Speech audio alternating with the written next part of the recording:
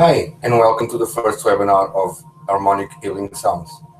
My name is Bruno, and I'm here to present you a little bit and talk with you about the subject of sound healing. Well, to many people, sound healing is a very new concept since it has been reintegrated in our society very recently. In the late 80s, people started to realize that sound had a direct influence, over us. But this actually began way before the late 80s. This started actually 4,000 years ago in Ur, where the first song was composed, but it had started before. Since time that we humans, we use sound as a way of communicating our voice, the sounds we make, the expressions, the auditory expressions that everybody uses. It's a common sense. But back in the time when man had no technology, no knowledge, no instrument, not even a communication language, man used guttural sounds, monotonic sounds in order to express the environment around them.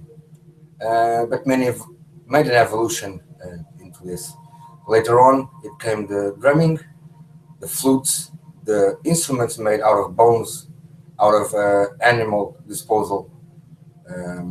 The flute that I was mentioning, the first flute, for example, is around 14,000 years old, and it's made out of eagle bones. Sound was used also in the time of the Egyptians, later on in a more composed and formed way, where people would get sound baths. A sound bath is like being in a concert and being showered by waves or sound waves in this case. It is believed that many civilizations had used sound as an healing form due to its healing properties. Sound healing and sound therapies nowadays, what can we expect from them? Where did we make an evolution into it? Well, it's simple. Nowadays, and thanks to a lot of work from other people before, sound healing made an evolution, a very big evolutionary step, especially with the inclusion of new technologies. Brainwave entrainment is one of the forms of this therapy, which we'll get to it later on. But if sound can heal you, can it harm you too? Of course it can. The positive effects of sound, and are very important. But we should not discure the negative part of it. After all, if we are under an irritating sound, a pulsating sound that is not according to our perspective of wellness. For example, traffic sound, cars horning, screeching sounds. You will notice that you get irritated, aggravated, because it's not harmonically conducting a good expression into your brainwaves, therefore transmitting it into your body not in a positive way. As well as it can harm you, like I was saying, it can always cure you. And the positive physical effects of sound and music in the body are actually very well known and now very well documented as well. So it speeds up the body's metabolism, it increases your blood circulation, it helps in the digestive system, it creates changes in breathing patterns, increases muscular activity, affects the nervous system, creates a natural state of trance-like being. Therefore, it's a very useful tool in order to achieve higher states of meditation in a very smooth and easy way. It also affects every of your body. This meaning that we are all made of vibration. We are all molecules vibrating together in order to make the 3D form that we see and feel. So if we are all vibration, sound waves will affect us at a structural and cellular level.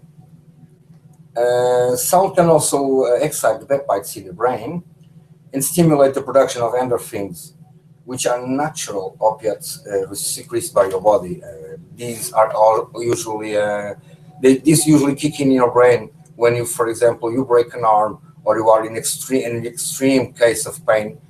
This substance, the endorphins, will be kicking in your body in order to numb you, in order to protect you or prevent your body to go in shock due to extreme pain or extreme emotional behavior.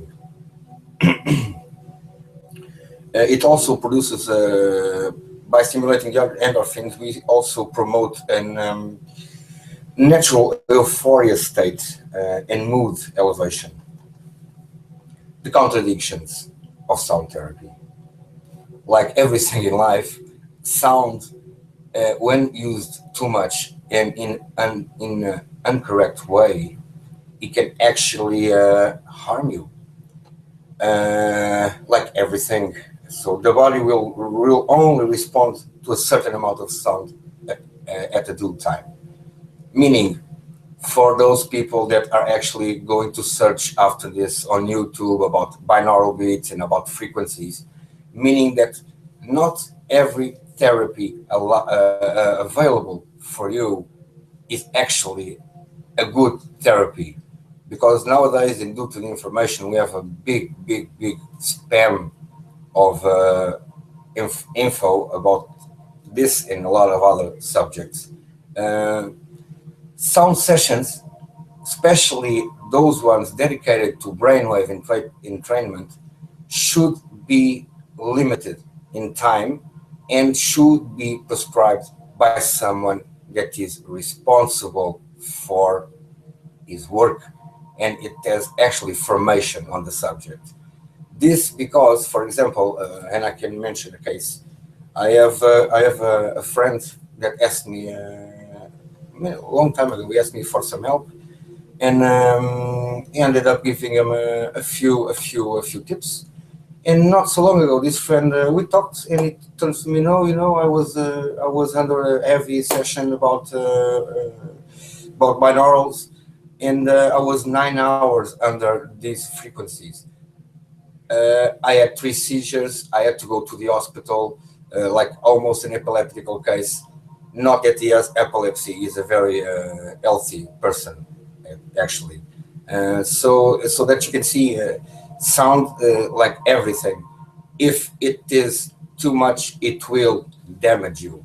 And if you don't know what to choose, because there is a wide range of variety, you should always ask somebody that you know, or search for certified help towards this subject. But moving on, because it's not only bad things. That's why I actually chose this line of profession. There are several types of therapies related to sound. You can. I want to talk about two of the most important for me. One of them is the tuning fork therapy, or sound therapy, or sonopuncture. In a more scientific term, phonophorese, and brainwave entrainment. So brainwave entrainment, I will start by the end. Brainwave entrainment, it consists basically in having a consultation with the technician, with the therapist, and this therapist will prescribe you a program. In this program, it will be prescribed to you several types of brainwaves according to your needs. When I'm saying brainwaves, I say sound waves, so frequencies that are actually determined by an electroencephalogram done to you, or in this case, done in a general study which give us the translation of what you're going to be needing in terms of mimicking those same brainwaves via audio excitement or exploitation of this same therapy.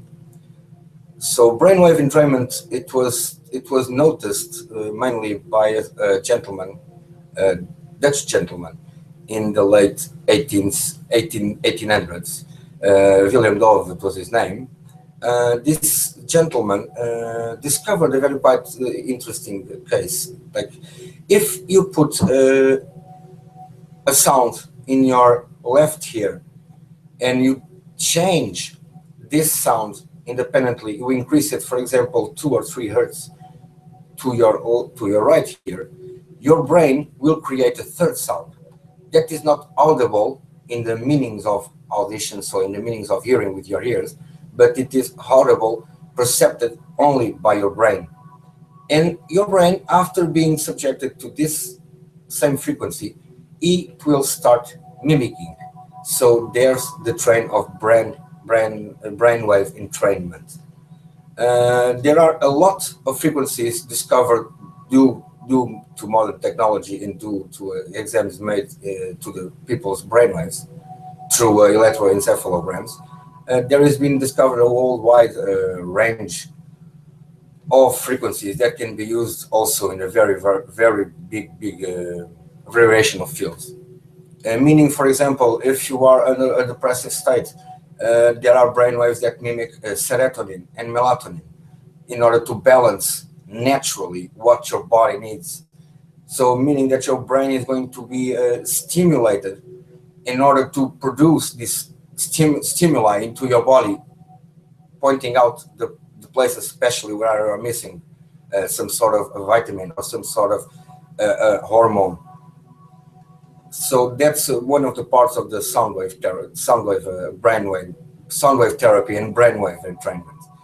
One of the other therapies, it's one of the ones that I use most, especially because it's a more personal, more man to man, so to speak, therapy.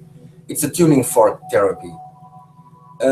Tuning fork therapy can be used in as well in many fields, since working in your energetic body and to your physical body, meaning that when the subject is being under therapy with tuning forks, it is a more personal so patient to therapeutic therapy, meaning that the patient is going to have a conversation with the therapist. Is going to be explaining so what is happening, and again the frequencies will be chosen according to what is said and spoken during the first interview, so to call it.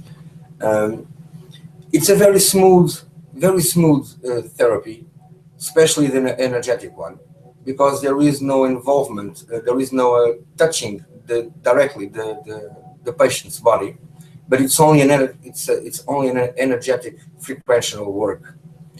This aims basically people with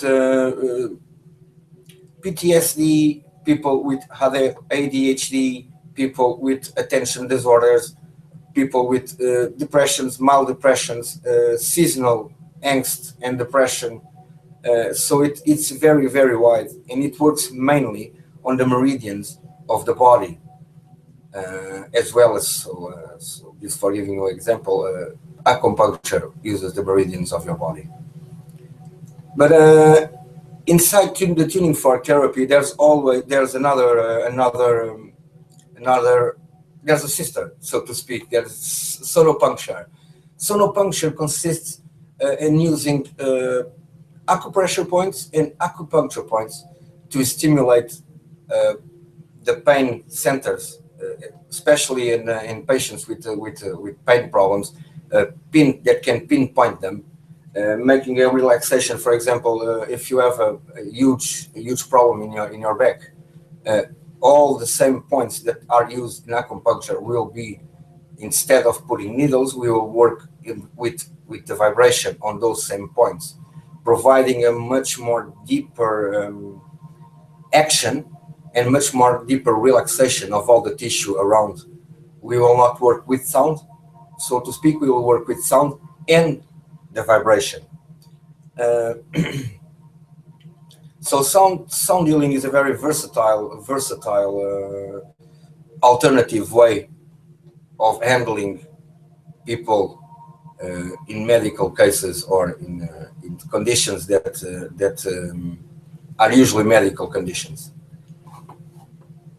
So, being that said, there isn't much more to say about this small introduction, but that we'll be getting back for more. I will start doing some workshops in how can you use sound in a daily basis, and how can you use sound to achieve whatever your goals are and to actually help you in decision taking. I hope that you enjoyed it. This was actually a very, very short version of it.